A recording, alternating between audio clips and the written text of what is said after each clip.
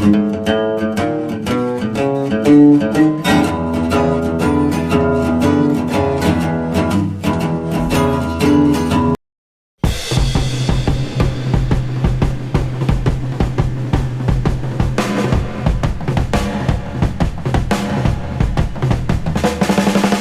Susie Homesteader of the Rockies, and welcome to the Susie Homesteader channel. And today we're building a lifeguard stand. And you're probably wondering, why are we building a lifeguard stand in the middle of the mountains? Well, that's because the kids wanted a giant above ground pool, which we'll do another video series on at some other point.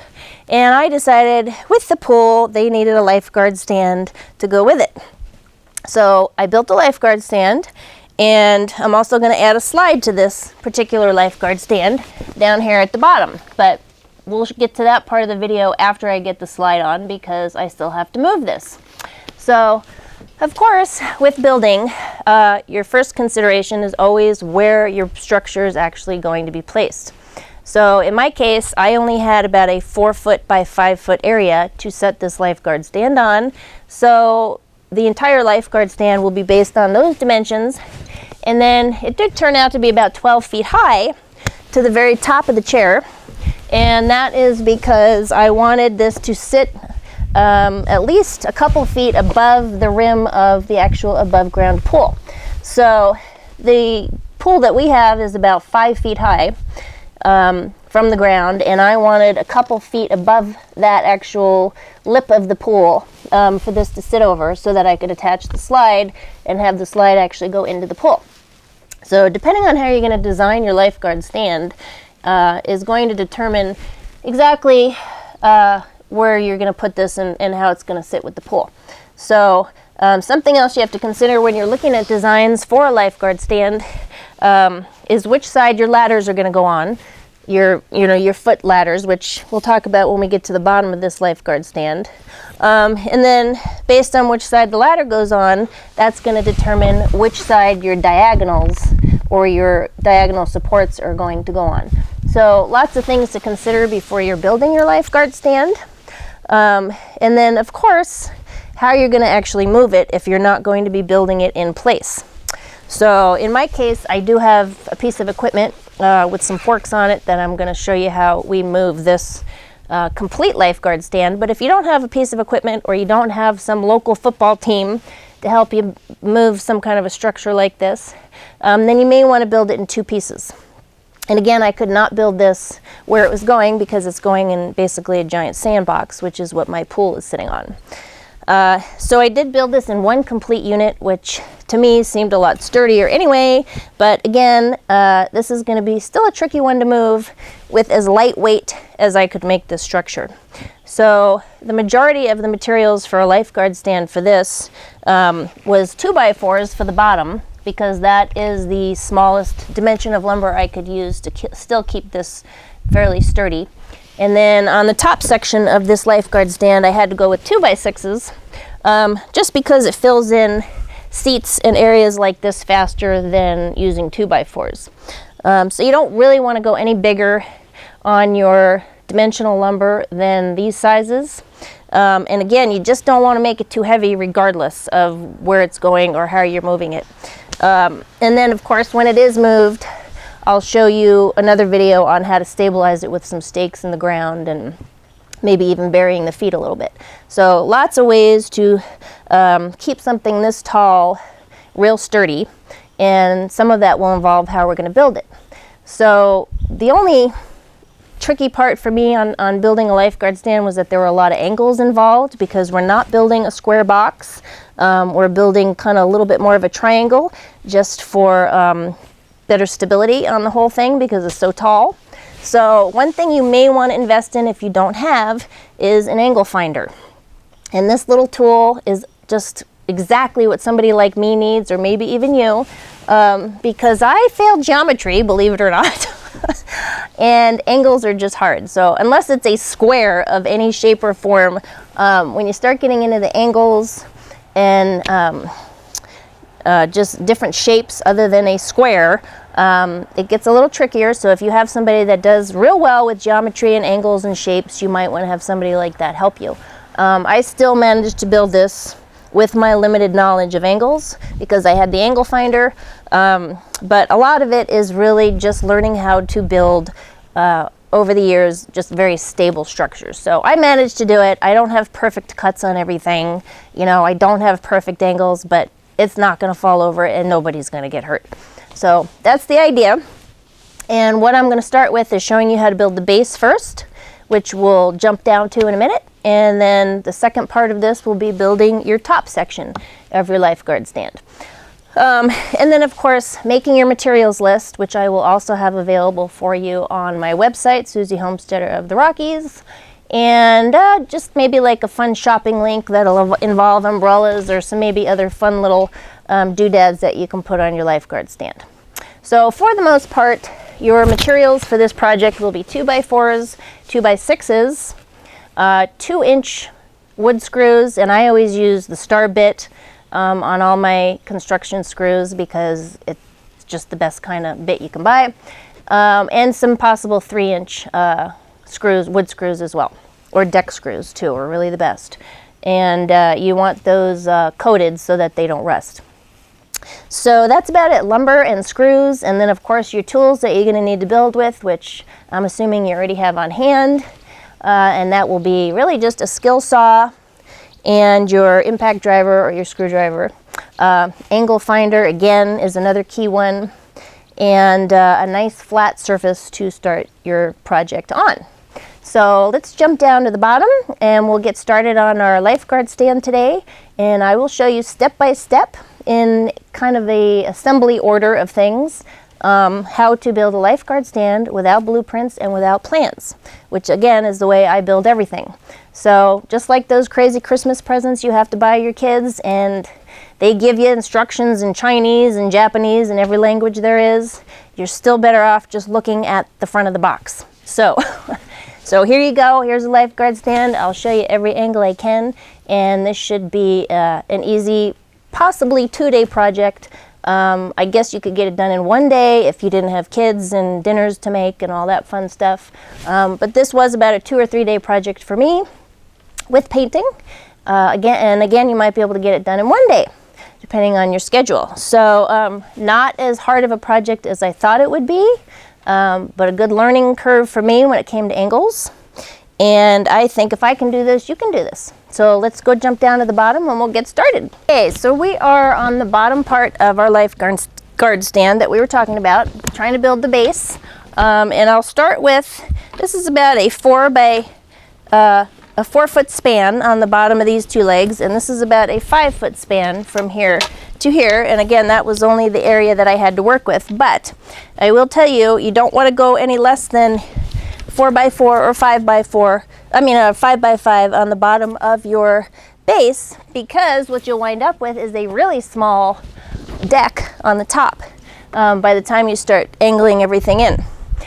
So for example, this is a 3x3 actually square that I wound up with on the top with a 1-foot overhang, just because my pool is going to sit right up against the base of this. So what I have is a 4 by 3-foot deck on the top.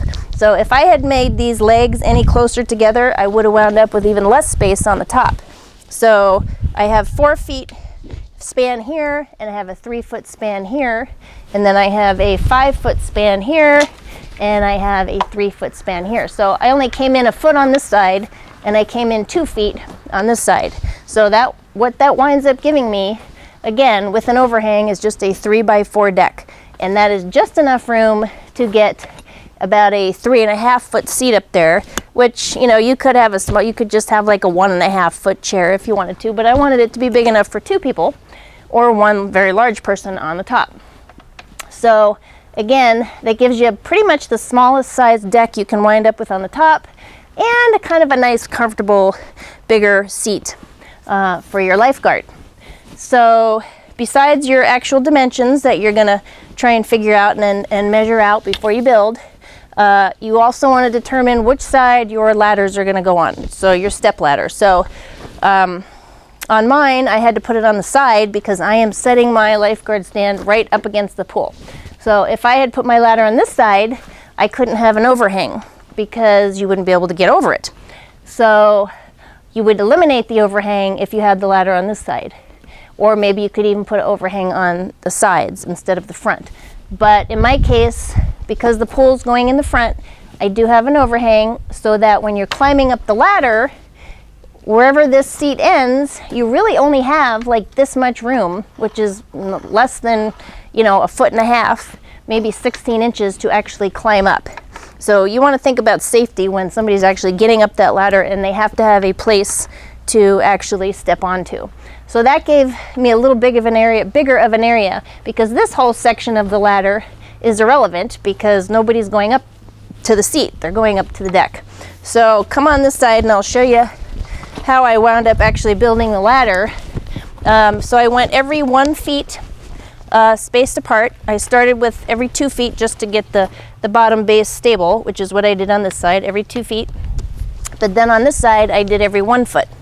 So what you'll start with when you're building is you're gonna have this little piece here and you're gonna have this span right here that you're gonna copy. So you're gonna have 2 pieces like this that you're copying, except this side will maybe have a couple extra rungs for your ladder. And then you're gonna angle those into a 3-foot board here and a 3-foot board back here. And that gives you a little less than a 90-degree angle, so you don't wind up with a big square box. You want something that's a little bit more of a triangle shape for stability, and that's what you get. So again, you're going to copy these 2 pieces and then attach them together at the top with a 3-foot board and attach them together at the bottom with your 5-foot boards. So 2 sides that you've built, this side and this side that you've made an exact copy of, and then your braces to connect them on an angle, again, tilting them in on the top and then securing them on the bottom. So while you're on the bottom, go ahead and put in a little middle piece here because this will give you more stability on the base. And then when you get down to the legs, add a second 2x4 here so you just don't have these real skinny legs. So again, I did not start my ladder steps that far down because a foot of this is going to be in the sand and the other foot is what's going to be staked into the ground somehow. So you do want a little extra support on these legs because they're kind of tall if you're burying them in the sand. And then you'll be starting your bottom square wherever you start your first ladder rung. So there is your ladder on this side. And then once you get that done, you're going to put in your diagonals on the opposite sides of wherever you've chosen to do that. And some people only do 1 piece, but I did 2 because I think it looks better and it's also a lot stronger. So that you're going to include into your materials list as well. So instead of 1 diagonal, I suggest doing 2. So you got a diagonal here and you have a diagonal on the back side. And all you're going to do is just kind of move that around a little bit, make sure that feels nice and tight to you. If it still doesn't feel that secure, you could add some more diagonals, like right over here. You could put another piece, but I was kind of concerned about how pretty it looked. So I did not add anything extra that I didn't think I needed to add. So there you go. There's your base, nice and sturdy. And you do want to add 1 more support here in the middle, just so that you have about every 16-inch span for your deck boards to hit. So that's about all you need for the bottom. And I did put in this about 1/3 of the way up. I put in this little extra shelf because I know it's going to have a little extra lumber, but used the least amount of lumber I could again. And then just put like a piece of underlayment on there, which is a really lightweight board, just so that this thing didn't start getting any heavier. So then again, I got just kind of like a little shelf to put some pool supplies. And it did stabilize it a little bit more because it's just about halfway up into the base again anyway. So there you go, there's your base. And I am gonna head up to the top here in a minute and I'll show you how to start your Lifeguard seat. Well, actually we're gonna do our deck first. We're gonna start our deck and then we're gonna add our seat. So let's head up to the top and we'll get that going. Okay, so we made it to the top of the Lifeguard stand here. And of course, you're not going to be standing on the deck until you actually build your deck boards here. But what you'll do is you'll start and you'll start on one side here from the ladder. And this first piece here, you're going to want to have just like a 1/2 inch of an overhang on, because what starts happening here when you start attaching boards like this, everything's getting on an angle now, so nothing's really going to hit the other boards really flush. So make sure you have a little bit of a lip over this so that your lip is just about even with the bottom of this board, which is at an angle. So that's kind of crucial, because everything you're gonna these are the boards that everything the seat's going to be attached to, and it gets hard to attach the seat when everything's getting on a different or not a straight angle. So start with your boards with about a 1/2 inch overhang here on both ends, and then I just have like about a 1/4 inch to a 1/2 inch spacing on mine with the dimensions that I used. But that turned into 1, 2, 3, 4, 5, 6, 7 boards, 7 2x6s on the top. And before I started these boards, I also like to put my caps on. So I put a cap on the front and I put a cap on the back, which is kind of the way I like to build things, because that creates kind of like a little tighter box for you to start setting your boards up against. So since you may not have perfect cuts every time, you're not going to be that concerned about it showing up underneath the seat, but you do want these really nice and tight in the front. So put your front cap on there, and then start setting your boards. And then space them apart a little bit, since you're going to get rain and water, and in my case, we'll have snow sitting on this in the winter time too. So make sure you have a little gap in between your boards, and that should give you about 7 boards across at 4 feet long, and then you'll have 3 feet wide here.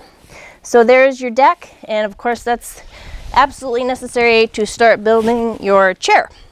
So I have to say, out of this entire Lifeguard stand, this chair was the trickiest part to do. And that is just because I had to build it in pieces, and I didn't necessarily want to build the whole thing on the ground and then bring it up. So what you're going to start with here on your seat is this piece in the back, if you can see it. And this is about a 6-foot piece on about a 15-degree angle cut on your compound saw. And you can determine if you can have your seat a 90-degree angle if you want, but I wanted mine tilted back a little bit just so nobody's sitting too far forward when they're this high up. So I did choose to set my backrest at a slight angle, and then I did choose to have my actual seat rest itself on another slight, about a 15-degree angle cut too. So both of them are just slightly angled, so nobody again is sitting too straight, and it's probably more relaxing that way. Anyway, so this is not a 90-degree angle of a chair, and you're going to start with determining what kind of an angle you want by setting this board on here first at whatever you choose to do. I did set mine on one of the ladder rungs just for more support. But again, it's not going to be flush because everything's starting to come in on an angle now. So I did add another board on the inside of this bottom piece that you can see that is stabilizing that to the inside of the base. So this is your beginning part of your seat, and then you have that little tiny piece on the inside, which I'll show you a close-up on that later. Anyway, so you start with this backrest piece, and that will go all the way up to the top of your backrest. And again, that was about a 6-foot long board. So get that on there on both sides. And then the second most important piece you're going to do will be this piece right here, and that's going to be your armrest piece, and this was about a 3-foot piece. So get that one in place, and that is that was a straight 90-degree angle. So you got this one on, and then you're going to need, the next one you're going to need is going to be this base to your seat. You're going to start creating the actual base to your seat. I chose to put my seat up about 20 inches high. Most seats are anywhere from 16 to about 20 inches at the most high from where your feet will rest. So this winds up to be at right about 20 inches from here to here. And then I just went up like another foot on my armrest, which is about another 12 inches high to set your arm.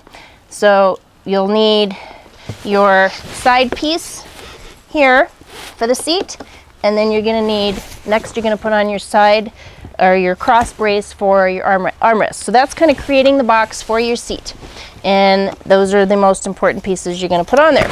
And then, so don't get ahead of yourself and start putting these backboards on, because these are almost last.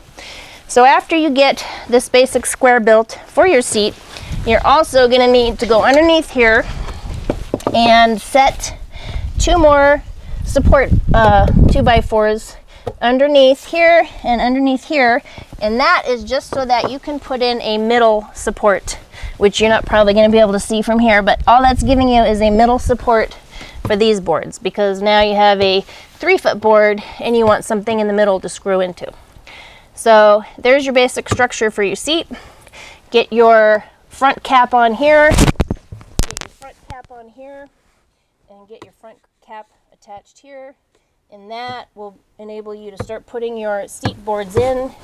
I have 1, 2, 3, 4 boards here at about 1.5 feet apart. I'm sorry, 1.5 inches apart, spaced apart, nice and tight, right up to the front caps there. And then after you do that, you can start setting your backboards. And again, let's say I have 1, 2, 3, 4 at about 1.5-ish spaced apart. You know, you can space these closer together if you want to, but I just don't suggest it, because then you're just getting more and more lumber on here and it's getting heavier and heavier. So don't put any more extra boards on here. God, bees, sorry. Don't get any extra boards on here that you don't need. You just want enough that nobody kind of falls through their seat, and it still allows rain and water and snow and all kinds of other good stuff to seep through here if you're not going to cover this up. So less is more in this case. Just put as few boards as you can up here. And then the last thing you'll do is put your armrest cap on both sides and your top piece on, which you don't really have to do, but if you plan on putting an umbrella on your Lifeguard stand, you'll want to drill a hole in the top of this little cap. And this is kind of a nice piece to set drinks or whatever else you want to set up there. And I drilled holes right here, and I drilled holes here and here for my umbrella. And again, those holes will be determined on how big of a how big of a diameter your umbrella is. So I think I did a 1 1/4 inch hole, but that's kind of a small umbrella base anyway. But these are 1 1/4 inch holes, so that I can move the umbrella in a couple different directions. God, more bugs. And that's about it. I did put a handle on here, which I think was from a swing set company I found at Home Depot. And that definitely helps with kind of making that last step up onto the deck. So there you go. Oh yeah, and then I did add one more middle piece to the back. When I was done with everything, I went around the back and added a middle support for this seat as well. So nothing is spaced too far apart. And it doesn't matter how hot it gets or how wet it gets, it should stay nice and straight and not warp. So there you go. If you have any questions, let me know on my website, Susie Homestead of the Rockies. And again, I do not have blueprints for you, but if you kind of follow the order of things that I did this, you should be okay, and you can change your dimensions any way you want. So this turned into a 11 feet 9 inch high Lifeguard stand by 4 feet wide by 4 feet deep. And again, it gives you about a 3.5 foot chair on the top. So good luck, and we'll see you soon. Bye-bye.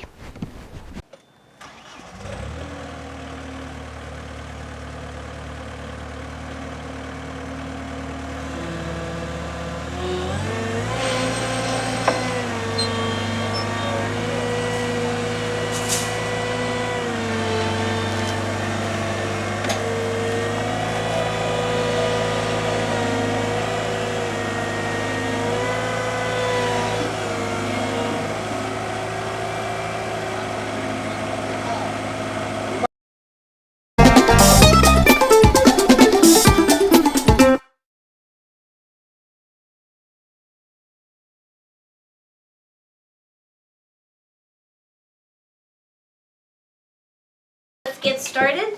Subscribe to the Susie Homesteader channel, and we'll see you there. Bye-bye.